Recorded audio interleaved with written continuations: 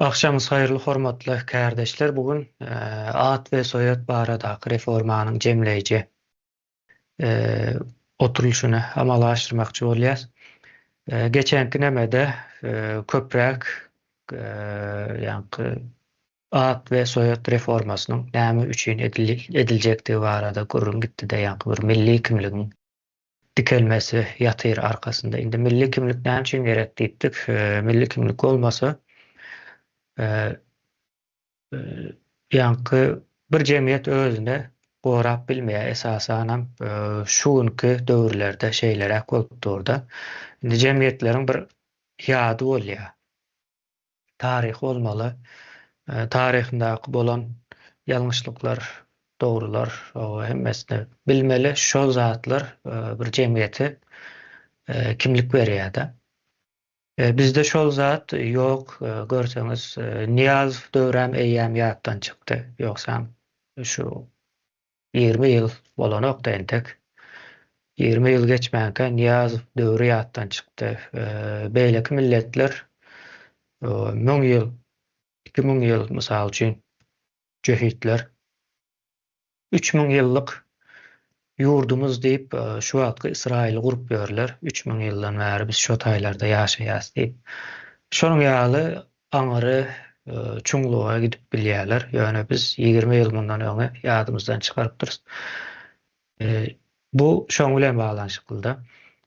Indi at soýat reformasy şu milli kimligimiziň dikelmegine gaty uly goşant goşjak. Bugün birazrak at soýat reformasy nähil geçiriljek, nähil zat boljak, näme meňzejek diýilen soralara bir jogap gözlememiz gerekdi. Soň şu taýda milli kimlik we at soýat reformasynyň arasyndaky baglanyşyga hasda ýa-ni owrak düşünip bilersiz.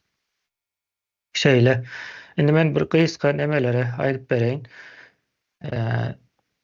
Indi adamlar neme orta attıkda indi bir ýyl diýen ýaly wagt, ýöne buna komissiýa düzülenden soň komissiýa bilen has anyk jogap, ýa-ni netijeli bir jogap berip bolar. Bir ýylyň dowamında at soýat reformasynyň geçiriljekdigini gözüňize getireli. Şo döwürde tutuş Türkmenistanyň halky öz atasynyň, kakasynyň adyny bir familiýa edip ulanmakdan tutuş näme diýilýär, bir tohum tiji bilen belki de ýa-da öz çağalary bilen bile alyp biljek we şondan soň elmydama dowam etjek nämäni döre diýäsde bir soy agacyny döre diýär. Şu wagt bizde soy agacy ýok. Ýedarka diýip bir zat bar. Ýedarkada bu Rus imperiýasynyň ortağa çykaran bir sistemasy. Ýa-ni Rus imperiýasynyň howpsuzlyk diýilýän, ýa-ni öz imperiýanyň öz howpsuzlygy bilen gyzyklanýan edaralaryň ortağa çykaran bir özgörten bir demesi, sistemasyň bir bölegi. Bizim o taýdan çykyp bir soy agacy, ýa-ni bir iza gidip barlap bolar ýaly. Hatta ine şu Türkiýede geçen ýyllarda ýalňyşmasam 4-5 ýyl mundan öň bütün bilinýän nemesini döwletlerine yüklediler. Hemme kim özüniň 4-5 käbirlerini has aňyrak gidýän atalaryna, babalaryna görüp bilýärdiler. Nerden nädip gelip çykýandygyny şeýlere bir ýagdaý bardy. Bizimkäm şoňa benzeş bir zatlar bolup biler, ýöne iza dönük däl, öňe dogry boljak-da bundan soň. Indi bu taýda ýa-ni atalarynyň, kakalarynyň adyny bir familiýa edip alyp biljekler. Onuň ýerine giňiş hemmäni öz içine alýan bir soýatdan söz etdik. Indi bu nähil bolmaly? Bu insan ady bilen baglanyşykly bolup bilenok, bu birinciden. Şeýle soň kul ýa-da kuluň arapçasy abd, Abdullah, abdy bir zat ýene näme diýilýän görünşen bolup bilenok diýdik we islendik beýleki dillerde bolsa da kul bilen baglanyşykly sözler täze Türkmenistanda bolup bilmeýär onuň sebäbini demokratik bir nemeler bilen tersleşýändigini aýtdyk da, ýa-ni bir demokratiýada insan kul bolup bilen o kul adyny almaly däl we düýünden ýalňyş demokratiýanyň belki de dowamlygyna şikes ýetirip biljek bir nemeden bolmagy mümkin täsiri şeýlerek. Ondan soň alyp biljek taraplary, o sypatlar, käbir diýeli, insan atlarynyň daşynda. Ondan soň ýer atlary, taryhy bir wakalar bilen baglanyşykly atlar, ondan soň hünärler diýdik. Ýene de belki bir nemeler çykyp biler. Orta ýa-ni näme diýeline baba sary diýip alyp biler, soýadyny gara diýip alyp biler, ak diýip alyp biler. Dünýäde bardyr şoňa benzeş nemeler. Ondan soň demirçi diýip alyp biler, goýunçy diýip alyp biler.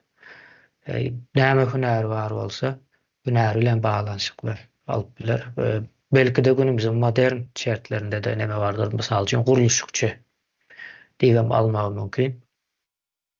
Şonuň ýaly ýerlere de gidip biler bu iş demämiz soýat bilen baglanyşykly. Ýa-da ine ýer bardyr, Ors imperiýasy gatkan adamlar ondan göçürdi ýa-da göçmäne mejbur boldy da.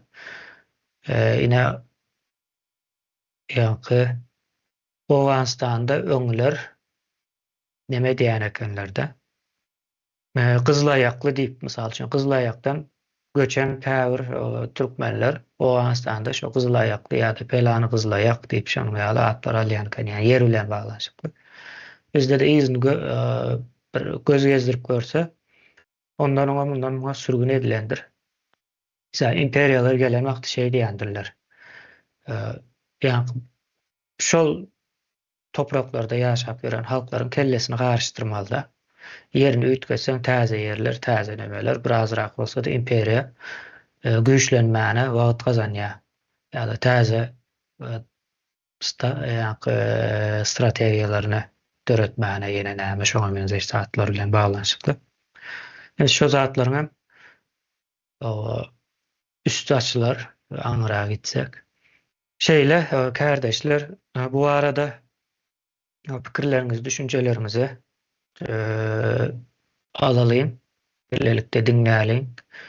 Ondan soňra buň netijesinde ses berilişige gidýäs bugün. Söz almak isleýän bar bolsa söz alyp bilerler. Ýeňiş kardeşimize bereň sözü.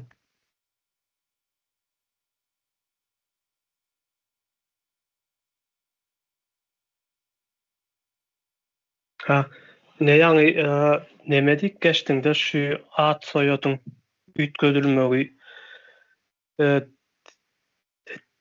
demokratik ýurtlara neme gelýär diýdiňde. Olması üçin gerek diýdiň demokratiýalaşmak üçin.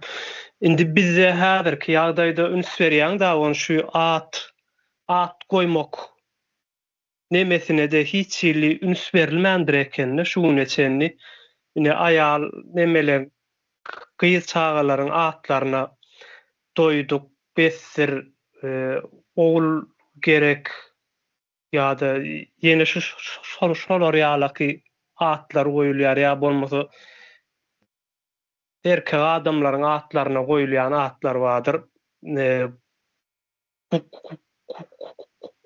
Kulu geldi diýen ýalaky zatlar çykýar. Şuň üçin siziň nemämizde şu öz halkyň arasynda da ýa-da bir sistematik olaragam üns berilmändir ekenine şu zatlara hiç ýyly näme goýsaň goýup oturmaly ýalaky bir näme getiripdirler-de. Şular aýdaýyn edim men. Ýadyma düşdi-de. Sag bolun. O taýam gaty möhüm bir jins neme aýrymçylygy bar. Gaty ulu bir mesele. Soň hiç ýyly manysynda düşünmeýän atlar hem goýup berýän ekenler. O zatlar hem Misal üçin ejes kakasy sowatsız bolsa da çagasy belki ýa-ni näme diýeli durmuşunda gowy şanslara gawat gelip näme bilýär-de sowatly bolsaň görse ady hiç de gowy bolmançyk ýa-da şoň ýaly ýagdaýlara da itip bilýär. Şonuň üçin ad soýat reformasynda şol adlaryň hem düzelmegine bir gapy açylmasy gerekli. Sözü Ýaşyka kardeşimize bereyim. Täze Türkmenistanyň hökmen suratly milli kimligimizi kesmeli. Taryhymyzy, geçmişimizi hökmen suratly bilmeli. Döwlete, elektron döwletine geçmeli.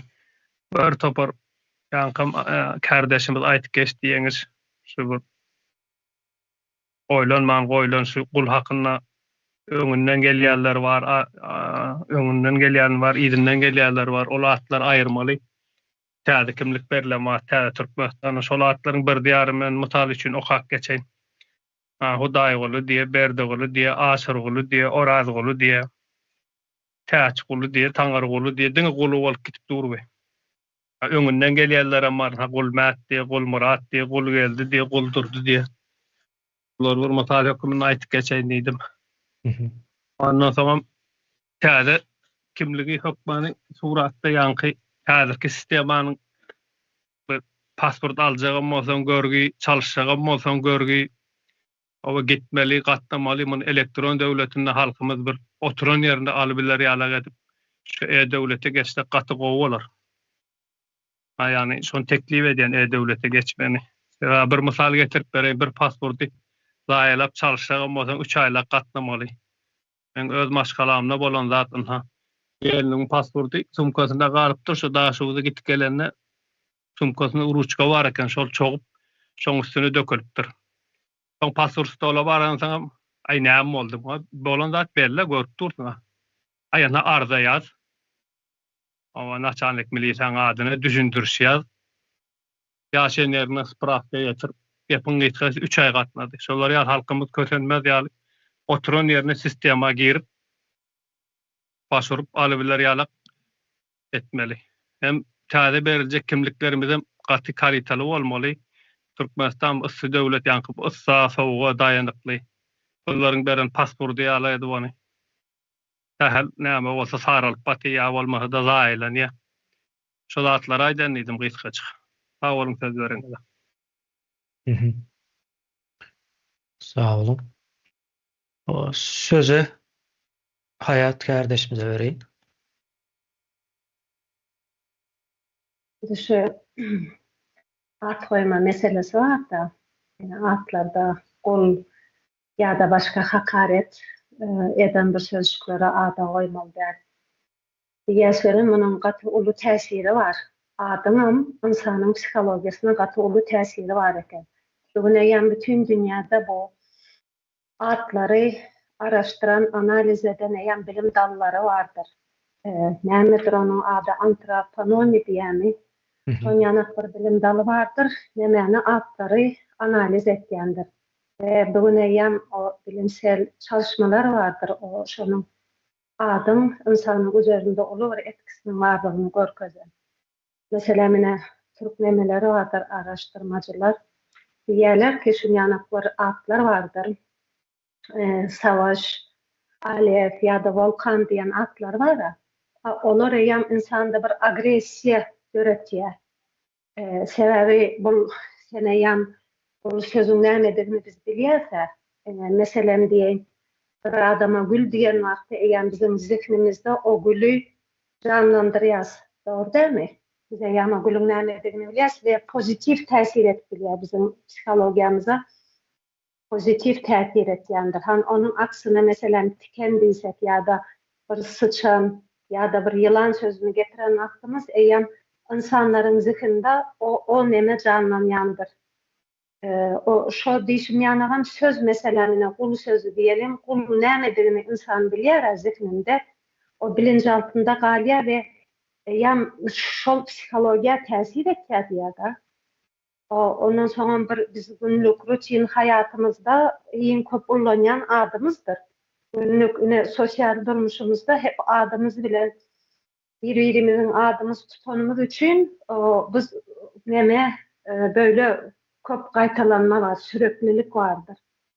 Şunýana bir kavram vardır, bir zady köp gaýtalasaň ýa-da bir adama bir zady köp gaýtalap aýtsaň, diýseň, ýani şonuň kellesinde şol oturup kalýar. Neme meselesi bizim yurdun içinde vatan programması diyelim. Hani sürekli gaýtalaýar, garaşsyz bir taraf asmanymız arasy zat diye. Yani milletin beynine oturan şol nemeler, sözler. Bunu gaýtalamak da gaty önemlidir. Meditasiyalar vardır. Bir sözü gaýtalap rahatlanma. Şol bir sözü tekrar gaýtalamak ya köp nemetmek ýa täsiri var diye da şonuň üçin ad goýlanmakdy. İlla özüne ýakşy, seni bir motivasiýa eden, bilmeýän seni utandyrmajak, bu topluma gireninde utandyrmajak, ýa seni bir aşağı çeken adlary goýmamak lazım diýerler. Ondan soň neme diýjek bolýan bol her tarih boýunça meselem nemedir?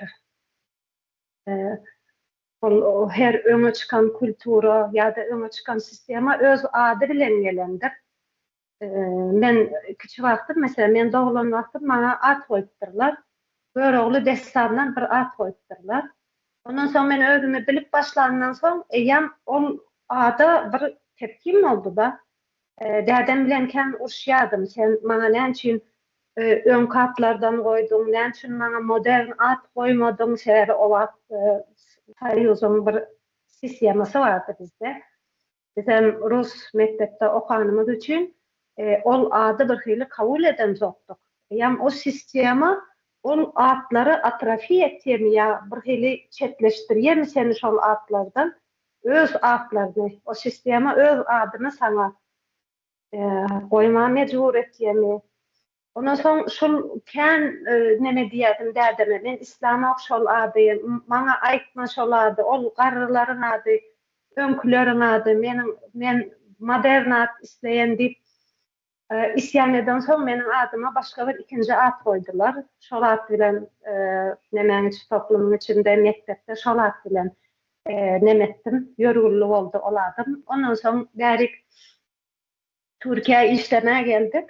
Ýam bul meniň o ýerdäki familiýam bärde bir hili nemeden ak. Men bir hili rahatsyz bolýan o familiýany bärdeni soraýarlar, atyň näme, soýadyň näme diýerler. Mene ýam onu aýtmakdan bir hili çekinýär. Ondan soň neme gelişdirdim böyle. Hani meselem diyelim Mehre Ataýewa diýeli, onu bir türk demesine geçirip Mehre Türk ismi var. Ataýewanyň mesela Mehre Ataly diýip, soran wagtlary Mehre Ataly diýerdim. Diýänim her bir sistema özüniň nemelerini getirýändir we biz bugün ýurdun içinde täze Türkmenistany gurup täze bir sistema getirjek bolsak, illa onuň ýanynda bu özüne de has bir isimlerem getirmelidirz. Şu watlykça aýtjaklarym şuday. Sağ olun.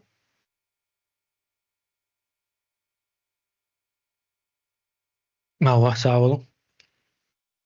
Mawa ine şeýle ýanky aýsymyza ýaly ýagdaýlar üçin ýöreýte kanunlar bar, ýanky bütün dünýäde de ady kepsi ýene näme bolsa ýöne bu taýda edilmez zat şu enatalaryň gaty bilinçli bolmagy gerekli, sowatly, düşünjeli. Soň ýanky çağasyna ad beren wagtdan şeýle indi bu soýat saýlama meselesi bir gezek boljakda. Bu taýam möhüm. Soň ýene bir aýdylmaly zat bar, ine daşary ýurtdan kanun çykandan soň ad soýat reformasyndan soň daşary ýurtdan gelip Türkmenistanyň ýa-da täze Türkmenistanyň watandaşy bolanlar, mysal üçin ol näme değişil däl. Olar şu taşary ýurtdan gelen nemesilen gelip bilýärsoň. Öňden bäri ýaşap görenler bardyr. Bir guşak, iki guşak. Olar misal üçin ad soýat reformasynyň täsirinde galýalar, ýani olaram üýtgetmeli bolýar-da. Şeýle onam aýdyp geçen diýdim, ýadyma düşen wagtda. Men Umit kardeşimize söz bereyim. Meninki soyat hakkında olacak da açıklarım. Hı. Şu Ruslaştırma politikası da bu soyatların arkasına o ya da ova koşulmaları. Şimdi şu tayda bir soru emele gelip çıkıyor da. Yani Oğuzların, Selçukluların ve Osmanlıların hem hanedanları Oğuzlardan gelip çıkıyor da. Ne için Oğuz Türklerinin özsü yani soyadı bolmalı değil. Ova ya da o koşmaça Rusların zorunlu mecburi ýagdaýda bizim yurdumuz baswalandan soň bu politikanın Ruslaştırma politikasının girizmesi eğer bu soyatda kalsak erteýän Rusların gol astynda diýmek bolýar bize de. Täze Türkmenistanyň kuranda hökmany suratda Türkmen öz kimligine yani öz soyadyna goşmaly diýip pikir edýär.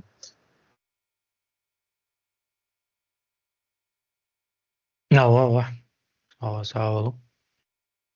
O sözü Meyve kardeşimize vereyim. Sağ olun. Sesim geliyor mu? Va geliyor.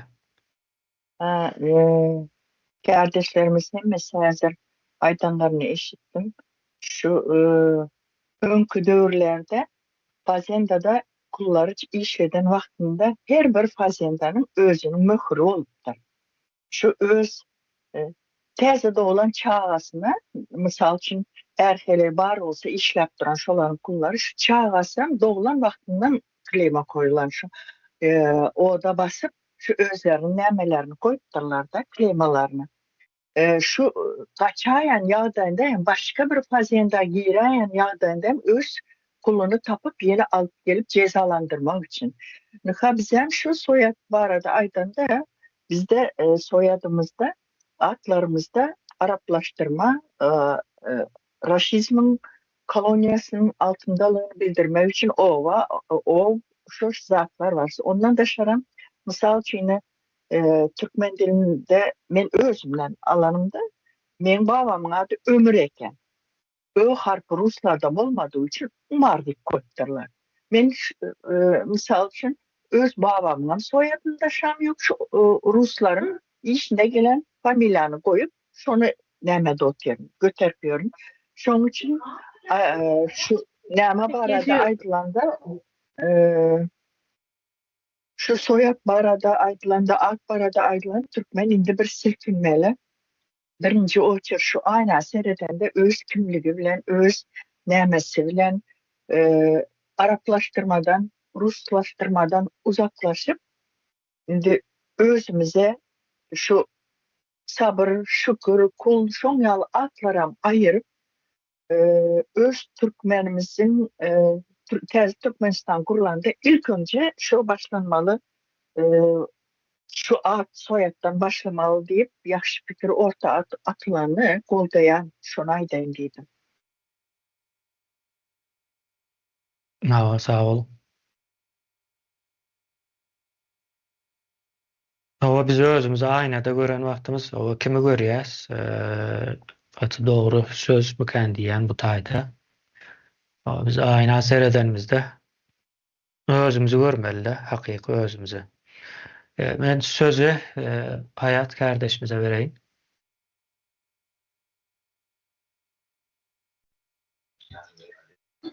Sesim gelýärmi? Hava. Mesela mene durmuşa çıktım ben, adamımın familyasını aldım. Şu an diyen, oturuyan da bu familya benim için näme anlam, näme mana veriyor. Oturuyan, düşünýänlerin benim için hiçbir deryan manası yok. Hiçbir nemesi etkisi ya manası yok benim. Bugün ben mesela yine ad ve soyad reforması olsa, ben häzir öz nemämin lakammy alsam, benim ata-babalamyň ullanan lakamy vardır. O lakamı alsam, men sebäbi o lakamı bilýäne, doýuran lakamı vardır. Geçmişte bir insanların garnyny doýuran, şu sürgüne geçip barýan aç adamların garnyny doýuran, men onu bilýän eýem, o lakaby men gurur bilen götürjekdir. Sebäbi onuň anlamyny bilýän, meniň üçin bir manasy bolmaly o sözüm. Men bunu gurur bilen götürürüm, o adamy, soýadymy. Meni bir ruhu kalkındırışa getirer, yani isim. Etkisi olur benim üzerimde. Manisi olur benim için. Şunu diyecek oldu. Sağ olun. Sağ olun. Başka söz almak isteyen var mı bu arada? Fikrin düşüncesine. Sapar kardeşimize veren sözü. Sağ olun, iyileşler, kardeşler. Şu at soyat reformasının atı vaziptığını düşündürmek için bir sözlem, bir cümle aydınlayıp elim kaldırdım. Ne Türkmenin kimliği yoktur. Kimliği yok demek, şahsiyeti yoktur demek. Bu şahsiyeti yok olsa samimiyeti yoktur. Ondan iyiden tek uzun gidiyendir. Bunun hemmezetini demedi oturmalı. Her gelen imperiya öz nömetini yürütme için o ilk bilek kolasındaki nemen kimliğini, şahsiyetini, kimliğini yok edendir. O son yok eden son idine tarihi desturları hemmesi karşı gerek gidiyendir. Yani şu bizim şahsiyetimizi, kimliğimizi dikeltmen en aygıtlı birinci adimidir. O şunu ben katı doğru hata ediyen doğru zattır. O şunu öyle ki iyileşlenmediğine düşünmesini arzu ediyen, biz kimliğimizi yitiren millettir. Buna boynumuzu almalıdır. Bunu boynumuza alman, onu yirak görüyenimizi bilmeyen bizi parmaklarına pırlatıp görür de. Son için biz yurdumuzun o eyyetliğinden bilemiz ok. O tayık olan bir öparlığımızın bir kendi nemesi o lokan değeri yoktur. Yani şahsiyet bolman son o adamdan kim diyen belli değerler. Hemmedat anonimdir. Onu sen yaşadın mı? Ya da yaşamadın mı? Desen edip koydurur da. Adamın ölüp bilsen oluyor iyin yitik diye de. Şu at ölüp giden adamlardan bilem yok. Bunun hayatının avrayla bilem yok. Kim peyda ediptir, delil ediptir, dönüklü ediptir, yine kahramanlık ediptir. O da atlar bilen nememiz yok. Sebebi şahsiyet yok. Onun yürüytü ediyeler onun başını Türkmenistan'ın Devlet Hopsuzluk Komiteti deyip bir edara vardır. Yani Kıban filialdir. Şu da atlan nemesini surasını sorar ediyendir. Onun demçün ediyenlerini biz böyle ki gepleşiklerde düşünürüyorduk. Yani temken düşünürmeli dağıtlarımız var. Onun için şu neme o katı değer veriyen o sizem sonra düşünmek bilen demetmenizi fahiş ediyen sağ olun. Sağ olun. O sözü Umut kardeşimize vereyim. Sağ olun sözleriniz için. Yine bir şutayda soru var da. Näme üçün Rusya öz halkına şu ov ya da ova koşmaça sözlerini öz halkına koymadı. Dine kol astındaki devletlere koydu. Yani bu näme bu? Bizim milletin üstünden gülmek mi? Näme üçin? Yani öz kimliklerini ortadan kaldırdı. Milleti yani Ruslaştırmaya çalıştı. Menin gücüme gidiyor mesela. Yani o ya da ova böyle familyalarına taşımaları gücüme gidiyor. Yani hükmanı suratda men ikellep goldayan şu Türkmen öz soy ismine kavuşmağına. Tamam. Aha. Ne ulan katı doğru neme.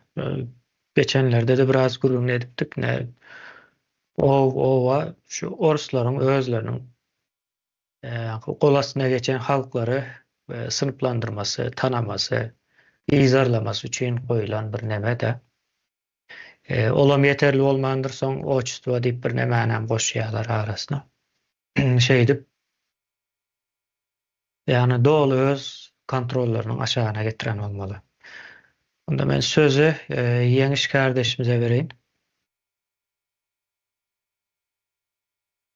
Ne bizim şu at soyotlamamızın neme boluşýaly, erwet boluşýaly, meselem erkek bilen hani eğer ayalyň arasyndaky bir-birine bolan yüzlenmeler we ýa-da meselem ifada diýilýär-de, ýani atlandyrmak, aýtmak. Meselem zenanlarymyz özleriniň ärlerini yollaşym diýendirler. Emma biz erkekler heleyim diýäris. Ýa-da öýdäkim ýa-da käbirleri kempirem diýip börler.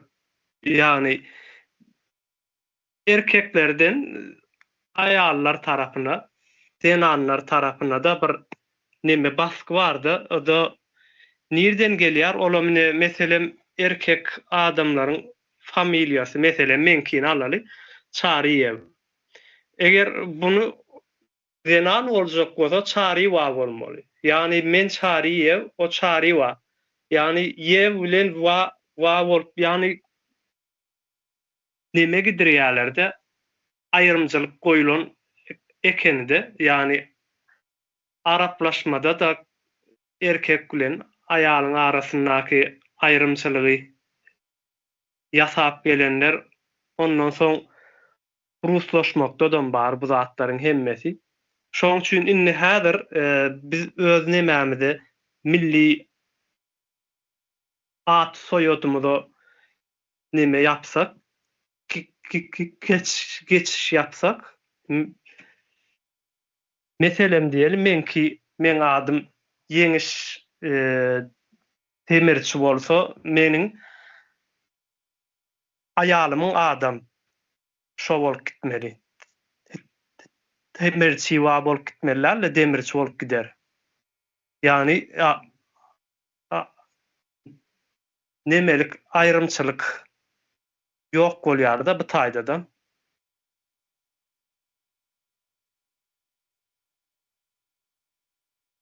Sag bolun, men aýtyp boldum. Bulam gaty bir möhüm bir neme yeri bu meseleniň. Bizde cins nemesi yok. Bizim dilimiz ortadır. Arapçada da, Rusçada da cins ayrılyandır. Hakikaten Arapçada da, yani Ruslarda ememiz bilişimiz yalnız jenski rod, muştskoy rod, sredni rod diýilýär. Arapçada da edil şeyle düzgün var. Bizim dilimizde o yok.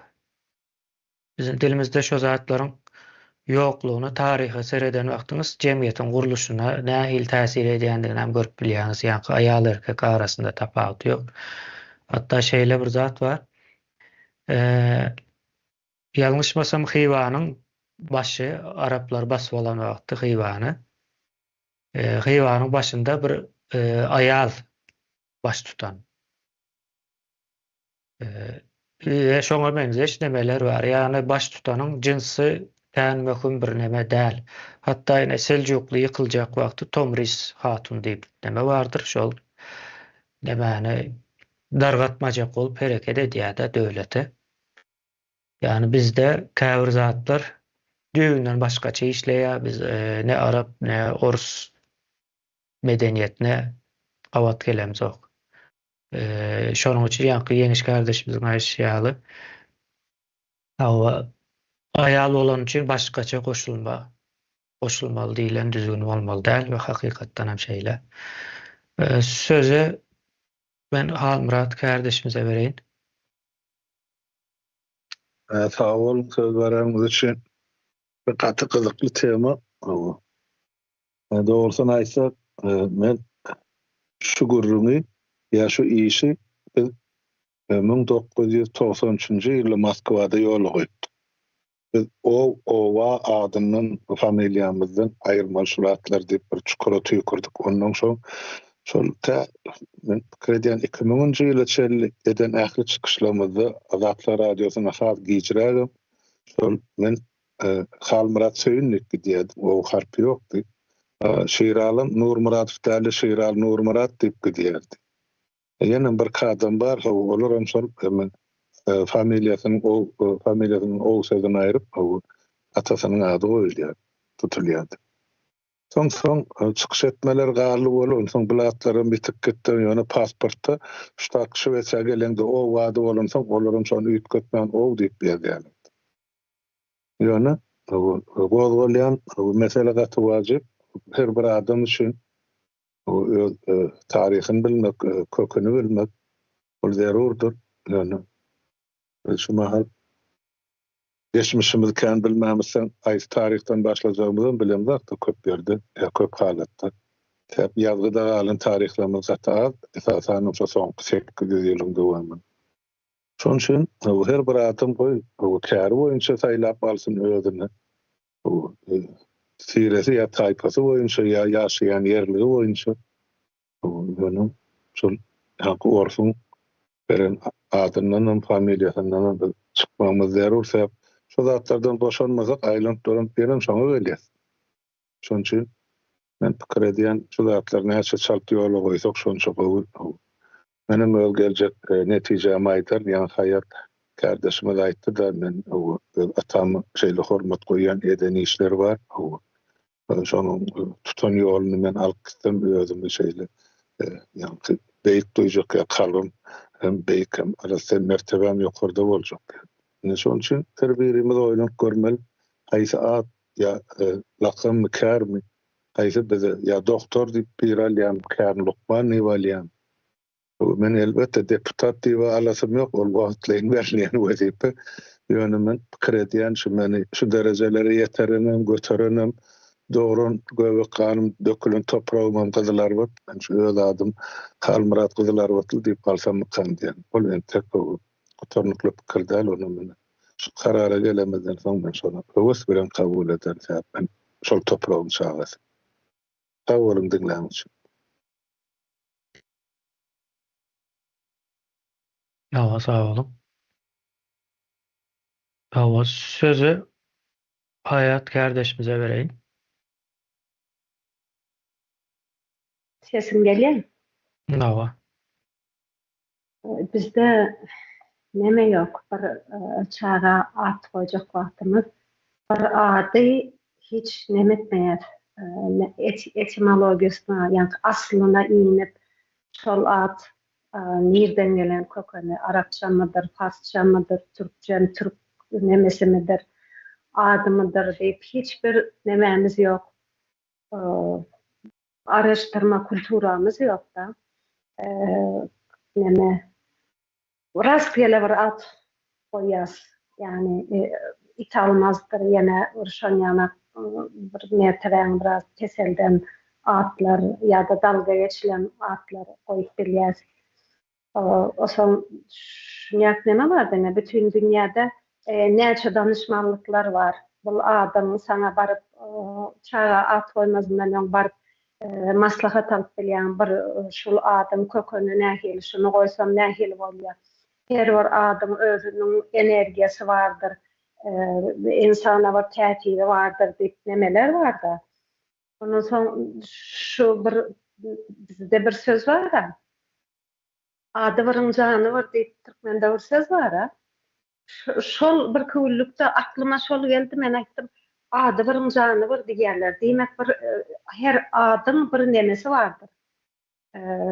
Näleň bir at bir insana goýulan wagty şonuň bir belli bir täsiri bardyr.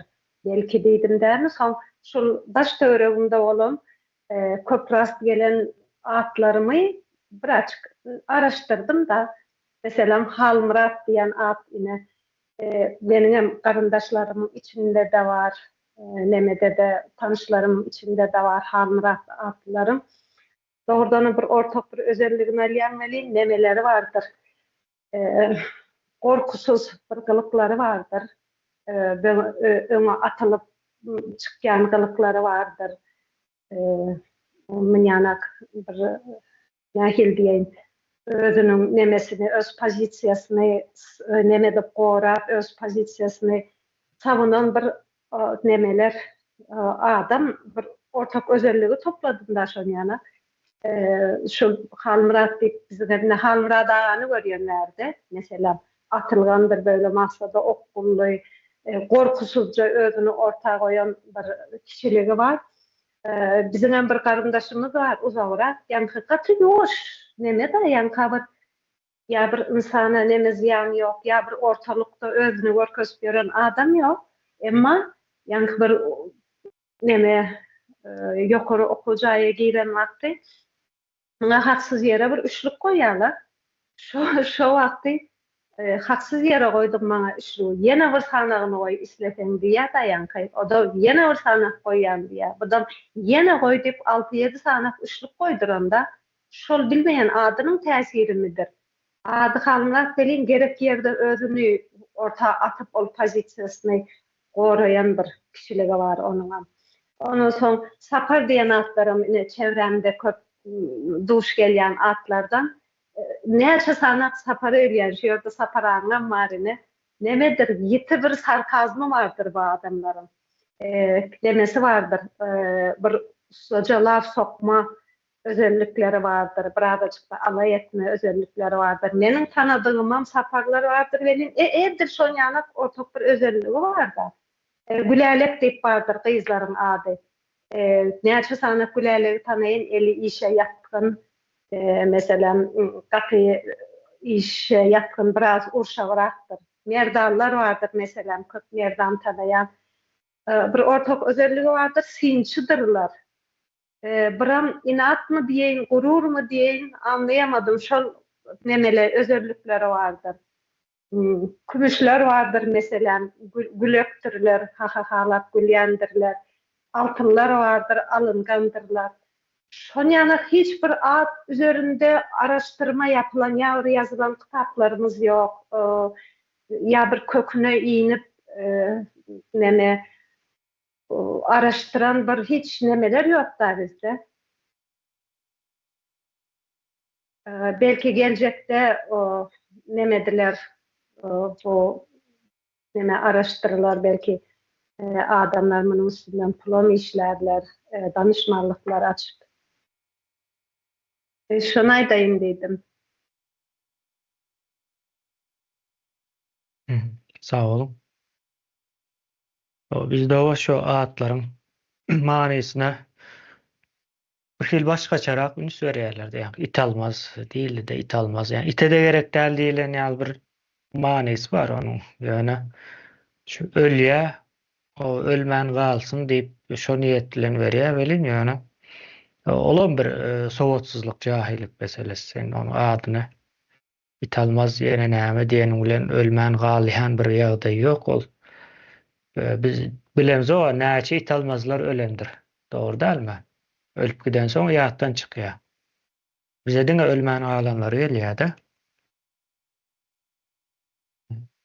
Şonuň ýaly bir nemeler var, bu başgaçarak akyl tarapyndan seredilmesi gerekli bu işlere bundan soň. Şoňa da at soýat reformasynda bir konsultasiýa diýildi-de şo taýy hökmän suratda bolmaly. Ýani hatda häzirden başlamaly Halmırat aga. O soýat reformasynda menne şeylerek diýdi. Gyzlar wat. O şo taýy öňe ösen ýerim diýip dile getirdi-de, ýa bir sebäpler bar, hemmäniň hem şeylerek bir sebäpleri bolmaly. Häzirden taýynyp görmeli. Öňki el galdyranlar ellerine düşürse gowy boljak. Nemetmez ýaly, garşmaz ýaly. Cennet kardeşimize söz bereýin men.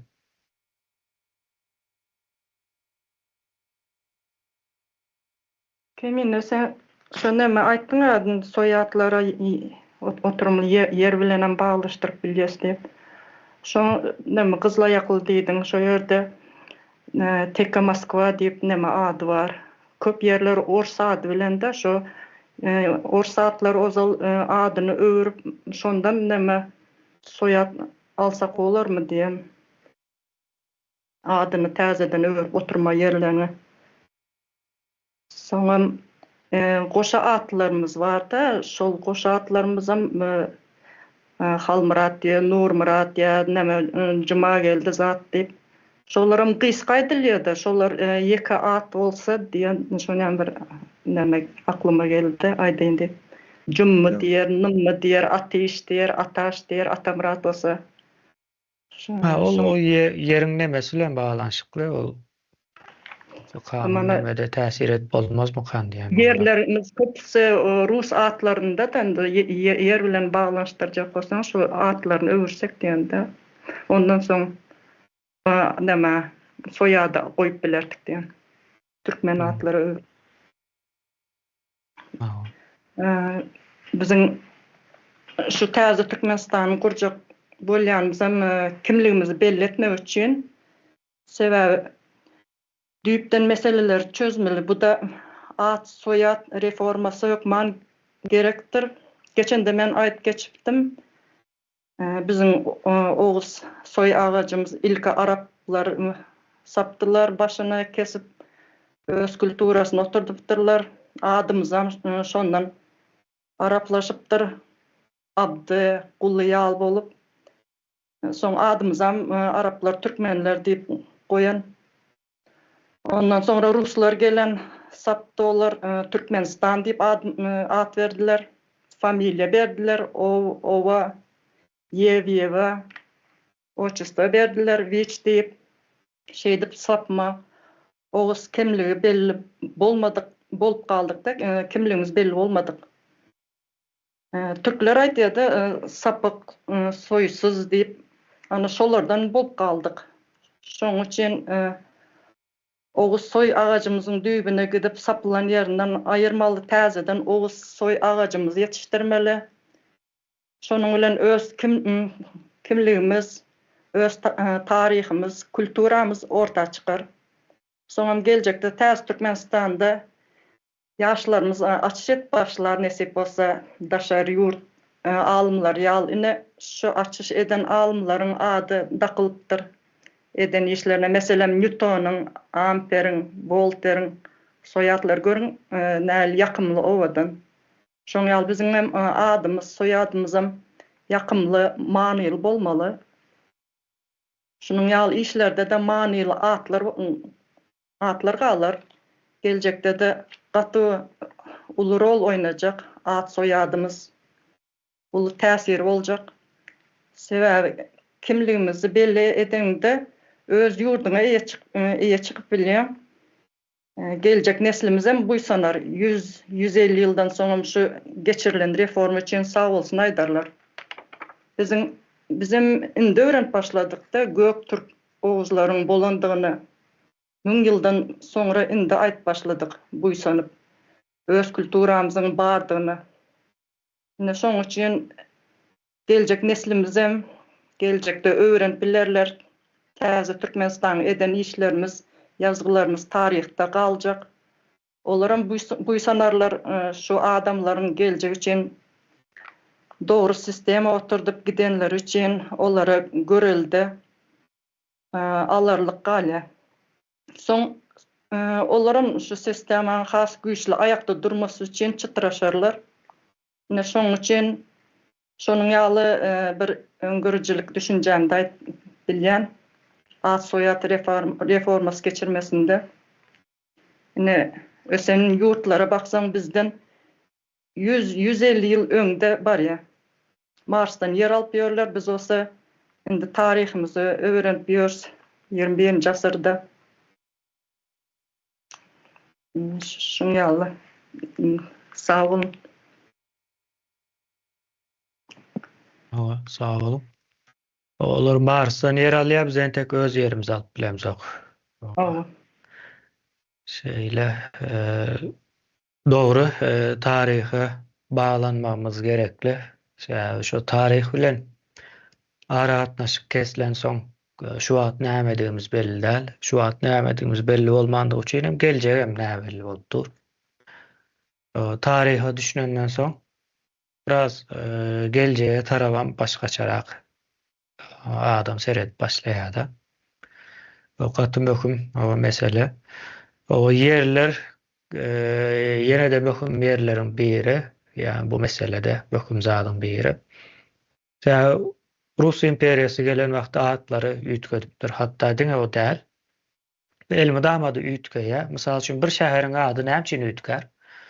Mysal üçin Istanbulyň ady Konstantinopol'dy. Konstantinopol Istanbul boldy. Istanbul soň Istanbul boldy. Näme üçin üýtgeýär? Rejim üýtgeýär. Biri gelip basyp alýar, şonuň üçin üýtgeýär. Mysal üçin Çerjew Amul ekeni, soň Çerjew bolupdyr. Ondan soň Türkmenabad boldy. Şeýdip üýtgäpdi o. Belli bir nemesi ýok. Kerkiniň ady mysal gadym yerler aýdýanda Kerki, Zem ekeni ady, soň Kerki bolupdyr. Soň Atamrad etdiler, soň ýene täzeden Kerk etdiler. Şeýle bir nemesi ýok. Merv şäheri ýok, gitmem gitdi ýa-ni Mary aslında Merwden o gelip gelmediğini bilemek bilen Mary diýmek ýylan diýmek. Ýa-ni şu yerli nemeleriň dilinde ters dili diýip aýdaýyn. Şonuň ýaly bir nemeleri bar. Ýani şäherleriň atlary şonuň bilen baglanyşykly üýtgeýär. Oruslarym gelen wagtda öz halayan atlaryna ýa-da öz tejribelerine dayanyp at berip gidýär-de. O Lenin, ýene näme Moskwa, näme 19 may, näme 1 may diýip bir nemeleri bar. Ya 9 maymy? Şonuň ýaly öz ýa-ni Orus öz imperiýalyk bilen baglanyşykly nemelere salgylanyp atlar goýup çykdyr-da. Şu wagtdan görüň nähili atlar berilýär. O yerleriň ady däl, bir firma açjak bolsaňam özüň saýlap bilen ok. Olar seniň öňüňe at goýýarlar, ine şu atlardan birini saýla diýip soň pelan gurulşyk, gujurly gurulşyk, ýene näme, aktam, eýle beýle, bir zat diýip diýär, hiç kim öz saýlayan adyda demesine goýup bilen ok. Ine bu zatlaryň hemmesiniň bir manysy bar. Buna ýa-ni şu manysyny düşünmek üçin at soýat reformasyna ýakyndan üns bermek gerekli. Ben sözü Halmurat kardeşimize bereýin, eline düşürmedi welin, belki täzeden aldyrdymy. Sağ ol, täzeden aldyrdım ben. Bolýar.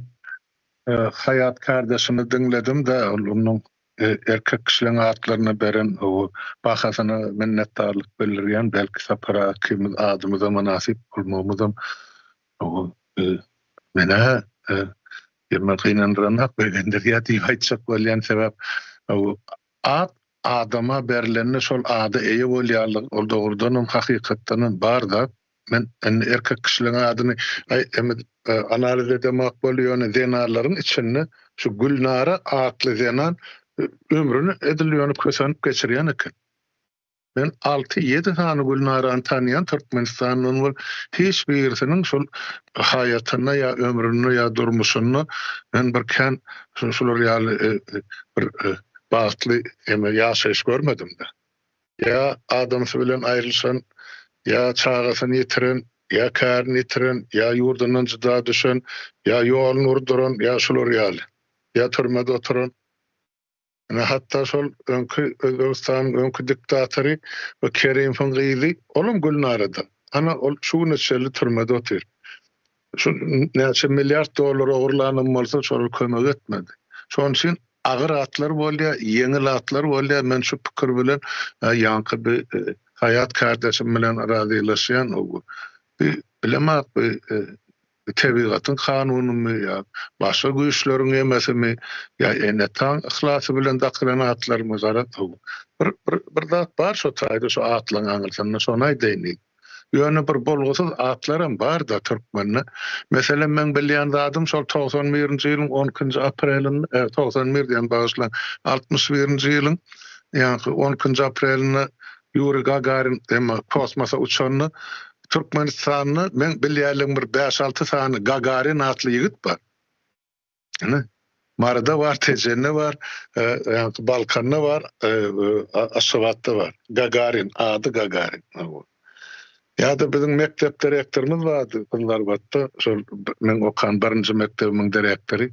O bu mahal yoktur. O bir döwri oğlan bolmaly. Adı Möjek, familyasy Gurdov. İki sany bir heýwanyň iki sany ady hem familyasy bolupdy. Hatygen biz üçin ýöne ol mogolluğumda mena möjeklik häsiýetini görmedim, gowurtluk häsiýetini.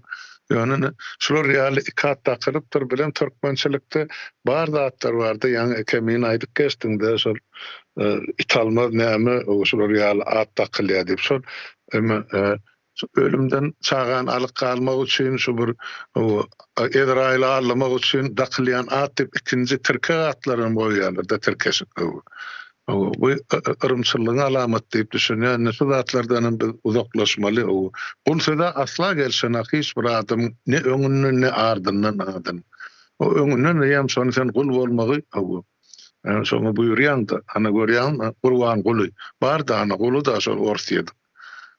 Urgan matır bolan orada belki başlaça bordy ýöne. Şo goly. Şonu aýtaýyn edim gyýsa şu galan pikirleriniz dogry kardeşler biz näçe çarp özümüzi aslymyzy tanap özümüzi şo ýoly goýup bilsek biziň aslymyz Oğuz. Taňrymyzam gök taňry. Sonra getirip Araplar sokupdur bize öz dinlerini. Men çağalyktan bilýän zadymy aýdýan men Kur'an kitabı açan adamda adam okosada men okamak ýöne şo ýaşullara maýdardy biz oglan kap 5-6 ýaşymda gulagymda galan görüňne var. Mundan 60 ýyl ol edilen gör. Bizim ene gök taňrymyz bar öňkü dinimiz ene biz şoňa sagynmaly diýip ýaşullar görüň ederdilerdi. Sebäp şol otdan bökmek, ýa-ni bir läle kakmak, ýa ıhmyl, ýa ele köştepdi, ýa aňyrkyş, hemme şu aňyrkyş biziň şol ogullar döwründen gelýän däp desurlarymyza degişli zatlar. Ol İslam dini bilen baglanşykly zatlar. Aýdýarlar da hana bizimkiler şu Qurban bolan öwüp berildi, sahna çykyp aýdymaýdýarlar. Şu aýdym aýtmagan bemede musulman dinine gadagan eken. Tam soýnamak, aýdym aýtmak, onuň bilen musulman bolşan bir hylymy. Men düşüngen bolýar ilk baştan şu zatlary onun makany bir ýadylan zatlary okap görmemek diýär. Ýöne gök taňry döwründe ene bizde şol ýa-ni oğlum garşy boynar eken ýagy döküldi. Diýenler erkekler bilen den hatarda kalyjyny syryp näçe goşa giren bizim milletimiz, tarihimiz, geçmişimiz var. Şol döwürden gelýän atlamyza da, ýerlemide de, topragymyza da, baýlygymyza da biz eýelik etmeli. Sag bolun diňlen üçin. Sağ ol. Sözü Umyda kardeşimize bereýin. Sağ olun. Şördene kardeşlerimiz ad soyad hakkında köp zatlar aýdyp geçdi. Ýöne men başga bir näme dikkat çekdirjek. Tarihte bizler sadece adımızı, soyadımızı Ruslar değiştirip näme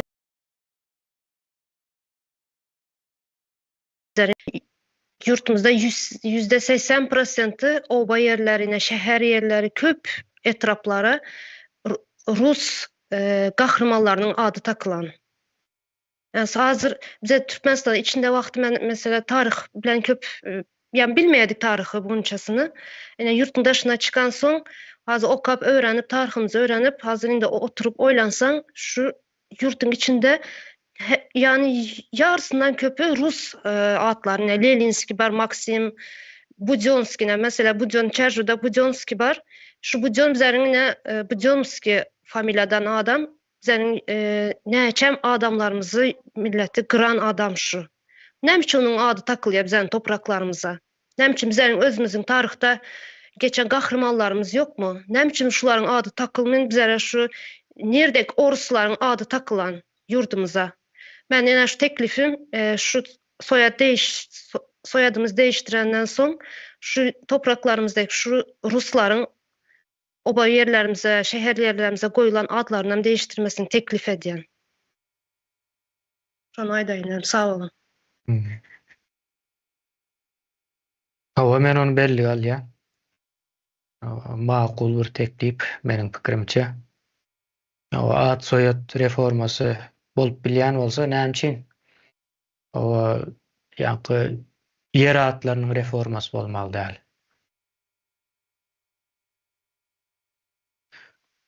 Dogry. Onda başga söz aljak barmy? Halmurad aga eline düşürmedimi ka? Owa. Başga söz almak isleýän barmy araňyzda? Eger ýok bolsa ses berilmäne owa geçip bileriz.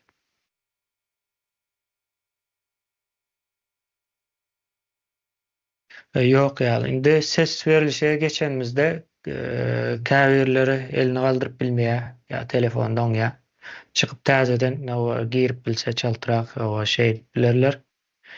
Bolmasa da sesini açıp aýdyp bilerler ýa-da ýazban bilerler edilgene chat bölümine. Söz almak isleýänler var aramızda. Miwe kardeşimize beren sözü. Yok, ben elimi kaldırdım. Bolýa. Entek o ses beriliş. Yok, eğer söz vermeli olsa, yani o Mirza kardeşimizin aydanına koşulanda doğru değil ya. İliç kalkoz, Lenin kalkoz, Zdanov kalkoz, Kirov kalkoz, Halturn kalkoz, hem de Rusların adı kalkozlarımızın adı. Şuna dendiydim. Sağ olun. Arslan kardeşimize veren sözü. Ya benim yankı Umide kardeşimizin aydanına koşulayan atlar ulen del nemenem ilki bilen gidip şu kuşkudaki krestini hem yıkmalı Orus'tan kalan. Şunu koşayım dedim, sağ olun. Sağ olun. Onda elinizi düşürüp bilersiniz, yani elini aldıranlar sebebi demeden başlayalı. Kemine yani aslında benim şuna aydıptım Orus atlar ayırmalı deyip. Onda o düşünüklü olmadı yani neme sözlemler. O düşünüştük, onda şu yankı neme bolsa. Onda kardeşler ses verilişe diye ses verilişik neme göne ad soyad reformasının içinde nämeleri yer alacağı barada däl. O ad soyad reformasının geçirilmesi barada o kararı ses veriliş geçirýäs. Son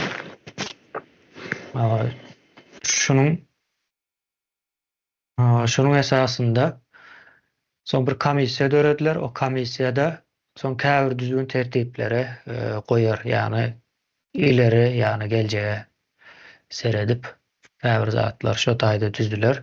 Bizim şu taýda hemme zady inçe aýtma hakymyz barmy ýokmy onu bilemok, ýöne dogry bolmajagyny bilýände häzir aýdylsa.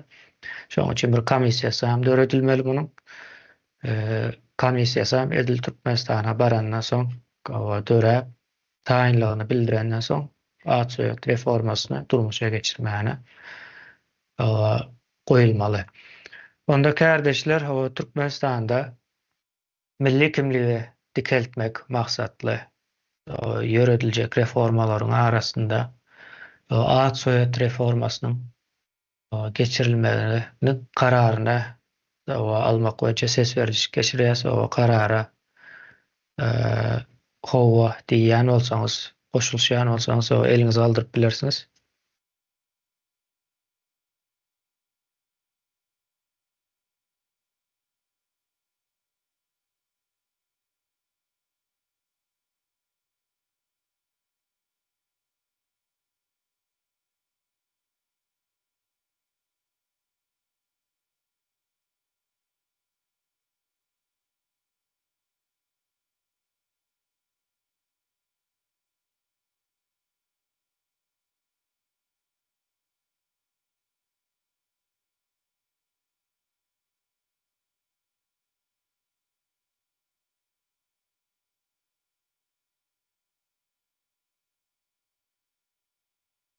O karara kabul edýän bolsaňyz eliňize aldyryp bilersiňiz. Elini aldyryp bilmediklerem o sesini açyp ýa-da SMS görnüşinde aýdyp biler.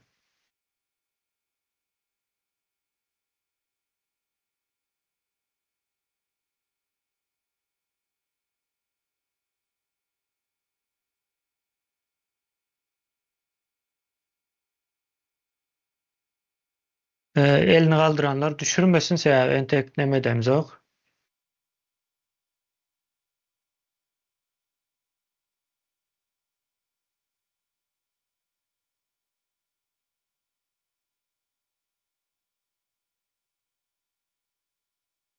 O galdyryp bilmediklerem sesli aýdyp biler. Eger tamam bolsa.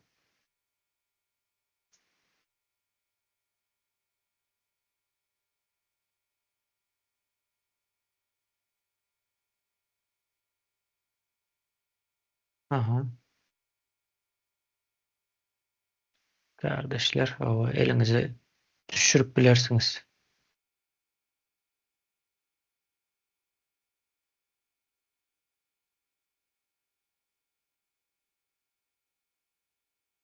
O elinizi düşürüp bilersiňiz.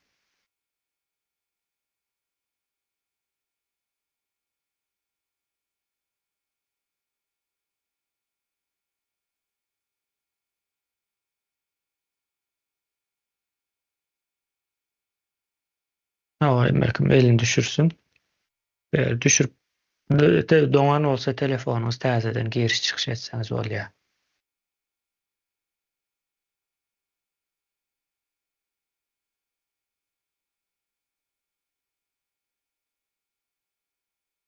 Yo, sağ olun. Garşy çykan barmy? Karara.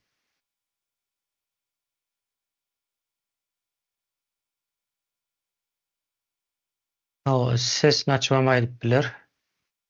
Ya da sesini açyp bilmeýän bolsa giriş çykyş edip täzeden synaşyp görsün.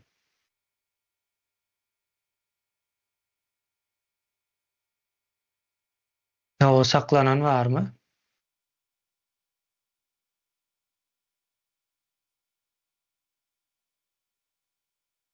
Yo, sağ olun kardeşler. Soýat reformasy bilen baglanyşykly ýygnaşygymyz tamamlandy. Indi mundan soňky meselämiz Türkmenistandaky şäherleriň, ýerleriň adlary bolup biler. Biz bir hepdelik ara kesmeden soň ýene dowam ederiz. Sağ olun. Indiki ýygnaşykda görüşýänçäk.